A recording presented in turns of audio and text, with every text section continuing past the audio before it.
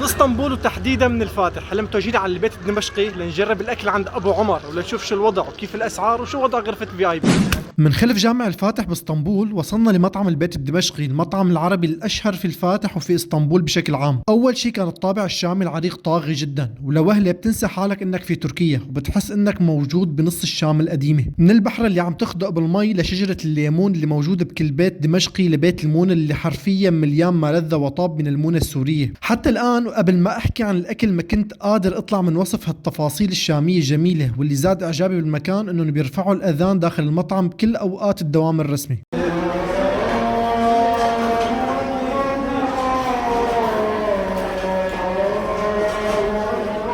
وهون كان عندي تساؤلات كبيرة عن غرفة VIP، فقررت اني اتسلل من بيت المونة بمحاولة الوصول للغرفة اللي صارت اشهر من المطعم بحد ذاته. شوف هاي شاب بيت المونة؟ لقب نجيب داخل جوف، شوفي ما فيه. الله يوفق على اليوان، الله لا يوفق على اليوان، سيدراسي على اليوان، الله بس ناخذ لنا واحد اورما. لك فرحان بقول شيتك سيدراسي، دافع حاله مقلبي هدول. خلاص تمام. ما عندي شي بلا. تمام خيو تمام ما شاء الله يعطيك العافية. ليش سيدراسي؟ بعدين ابو عمر تدخل بالموضوع واستضافنا بغرفة VIP، وكان جدا مرحب واستقباله لطيف، حتى هو كان مصر انه يستضيفنا بالغرفة كنوع من الترحيب. ورغم هالشي ما كان هاين على ابو نجيب انه نطلع على VIP ببلاش. انت طالع لفوق؟ جينا تهنيك. يلا بس شوي احكي واحد بس شوي 10 دقايق 10 دقايق. ايه تاخذ حقه منه سيدراسي ما بلا. لك وين دولار لك.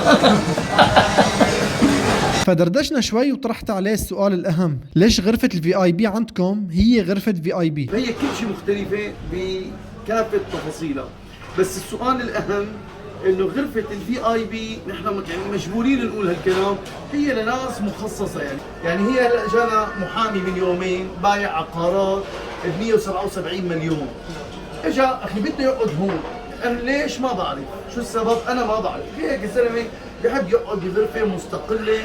وهي الفكرة مثلا جايب تاجر معه مثلا شاري عقارات، جايب ممثل مشهور مثلا بحب ياكل اخي يرتاح وكذا ويحكوا حديث يفتحوا سيره، يعني بتضل اسمها غرفه مستقله. حتى في شغله كثير مهمه انه الناس كلها طبيعيه، ناس عامه اغلبهم، يعني صحيح ذكرت محامي وناس خاصه وكذا، بس في كثير ناس هلا من يومين اجى شاب بده يقعد هو وعيلته وكذا بيتصور بده يقعد هون اخي، اهلا وسهلا. قال له لا يعني حتى في ناس بتقعد بتدقق لك مو 10 دقائق زياده، صار بدي مرة كيس، ما هيك القصة، ازعل منك سيد راسي. بعد ما فهمنا شو وضع VIP كان لازم نعرف هل الاكل غالي او رخيص، فطلبت المنيو حتى تاخذوا فكرة او نظرة عن الاسعار وتشوفوا بعينكم وتحكموا هل هو غالي او لا. وكمان النقطة الاهم بالنسبة إلي واللي هي اهم من الاسعار انه الموظفين جدا محترمين واكابر. هلا شوربة اللحم كانت ضيافة وما طلبناها، بس جدا دسمة ولذيذة وكانت تحضير للمعدة. عشت يا قلبي. تسلم يا غالي. احمد دحون حبيبي الله يكرمك. وجربت جاط فتة بناء على طلب المصور، مع انه كان جاط فتة عادي بس كان في نكهة دسامة ولذة بصراحة ما بيشبه الفتات اللي بنجربها بمحلات الحمصاني، رغم انه الاثنين طيبين. بننتقل للكبة المشوية اللي حجمها وشكلها جدا بيجذب للتجربة، كانت عم تشعل نار، اللحمة والدسامة وشرشرة اللية كلهم مع بعضهم كانوا عم بيعطوا قرص كبة مرتب. وقبل ما انتقل للطبق الاهم جانا ابو نجيب ومثل عوايده شاركنا. الله يوفقك يا شو البعدين؟ لك ليش الله يوفقني عم بعزمك؟ ما تخاف الله انت؟ بخاف حاشا لله. شو الشيء داسك بدنا ناكل على الاكلات؟ لا بناكله ما تخاف. احكي لك كلمه الله يوفقك.